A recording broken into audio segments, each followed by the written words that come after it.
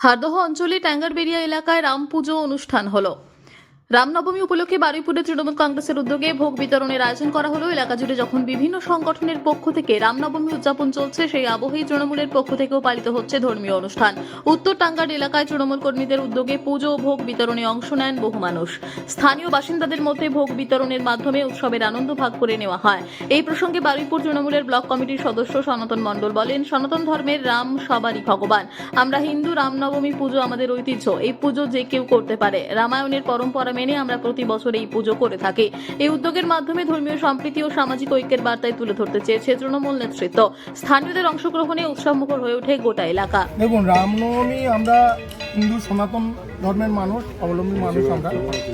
আমরা রামনবমী পূজা প্রত্যেক বছর করি। এবছরও রামনবমী পূজা করছি। রামনবমী নিয়ে কি বলবো, আমরা তো ভগবান শ্রীরামচন্দ্রের অন্য কেউ পূজা করছে ভগবানের একলা শ্রীরামচন্দ্রের মূর্তি নিয়ে, কিন্তু আমরা রামায়ণের পরম্পরা মেনে আমরা সপ্তকাণ্ড যে রামায়ণ আছে, সেই রামায়ণে মা জানকী, লক্ষ্মণ বা হনুমান ছাড়া রামচন্দ্রের একার কোনো অস্তিত্ব আছে বলে আমি গ্রন্থেতে এরকম কিছু পাই।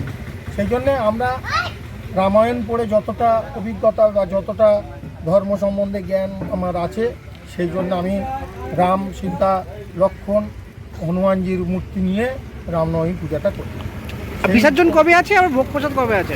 হ্যাঁ, বিসর্জন কবে এবং ভোগ প্রসাদ কবে হবে? আজকের আমাদের এখানে ভোগ আছে, সেই ভোগ এখন বিতরণ হবে। সব এখানে ভোগ ওই বসে সকলেই ভোগ প্রসাদ পাবে।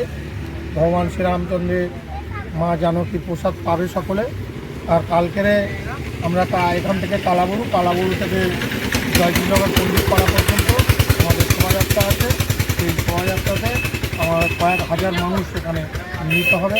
সেই শোভাযাত্রাটা খুব ভালো করে উৎসবটা পালন হবে। আপনার নাম আর পরিচয়?